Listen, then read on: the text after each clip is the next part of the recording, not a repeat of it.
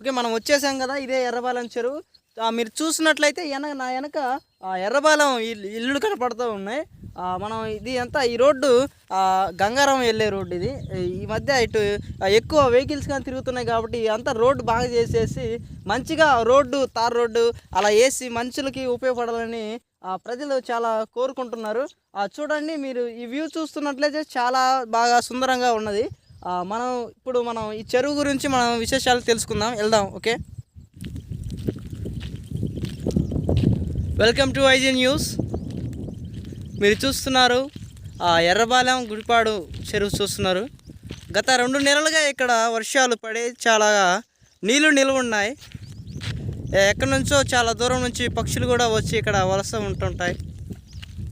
కాకపోతే ఇంకా నీళ్లు ఉన్నట్లయితే ఇంకా ఈ పిచ్చి చెట్లన్నీ చనిపోయి ఉండేవి.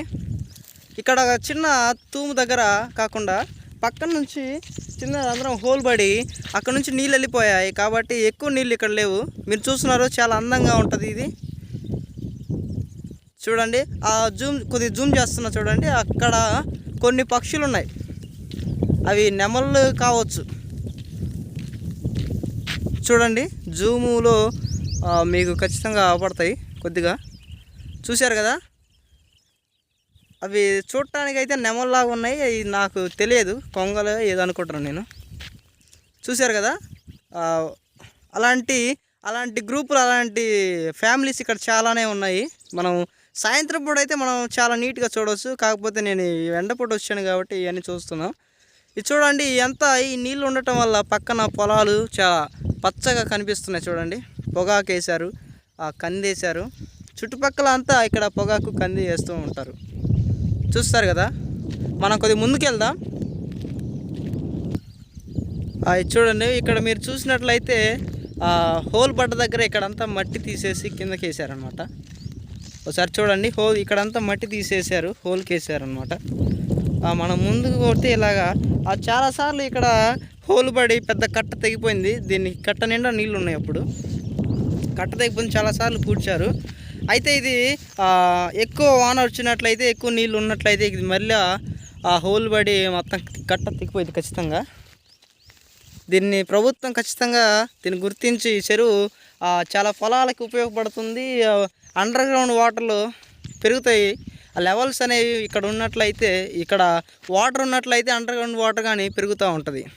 కాబట్టి ప్రభుత్వం దీని మీద దృష్టి పెట్టి దీన్ని మంచి చేయాలని, పిచ్చి చెట్లన్నీ పీకిచ్చేసి మంచి తయారు చేసి రైతులకి కానీ ఇలాగ ఉపయోగపడాలని నేను ఎంతగానో ఎర్రబాలెం ప్రజలు ఆశిస్తూ ఉన్నారు. మనం ముందుకెళ్ళి ఇంకా ఒక తూము ఉన్నది, దాన్ని కానీ చూద్దాం. ఎస్, మనం వచ్చేసాం తూము దగ్గరికి. ఒకసారి చూడండి, మనం కిందకెళ్ళి కొద్దిగా చూద్దాం. చూడండి, దిగుతున్నా. అక్కడ తూములోకి నీళ్ళు వెళ్ళకుండా మట్టి వేసారనమాట. అక్కడ అంటే నీళ్ళు ఎక్కువ వెళ్తున్నాయని బయటికి మట్టి వేశారు.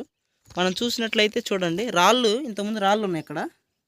చూశారు కదా, తూము హోల్ చూశారు కదా. ఈ నీళ్లు కానీ కట్టలో ఇక్కడ నిండిపోయినట్లయితే ఈ హోల్లో నుంచి నీళ్ళు అవతలకి వెళ్తాయి. అవతల చాలా సంవత్సరాల క్రితం నీళ్ళతో పండే పంటలు పండించారు అనమాట. అంటే ఊరి, సజ్జ ఇలాంటివి అన్నీ పండించేవారు అనమాట. ఇదంతా చాలా ఉపయోగపడింది. అయితే దీన్ని మరలా ఉపయోగించుకోవాలని ప్రజలు కోరుకుంటున్నారు. కాబట్టి ప్రభుత్వం దీన్ని గుర్తించి దీనికి ఒక పేరు కానీ దీన్ని మరలా బాగు చేసి ప్రజలకు ఉపయోగపడేటట్లుగా డెవలప్ చేయాలని ఊరు ప్రజలు ఆశిస్తున్నారు.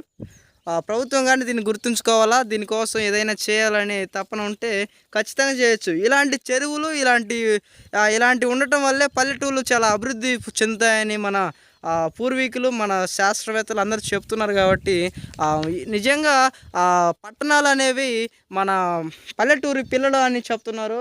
దానికి అనుగుణంగా దీన్ని మనం జాగ్రత్తగా చూసినట్లయితే మనకు ఎంతగానో ఈ చెరువు ఇవన్నీ ఉపయోగపడతాయి. కాబట్టి ప్రభుత్వం దీన్ని గుర్తుపెంచుకోవాలని reporter Emmanuel, IG news, Donakonda.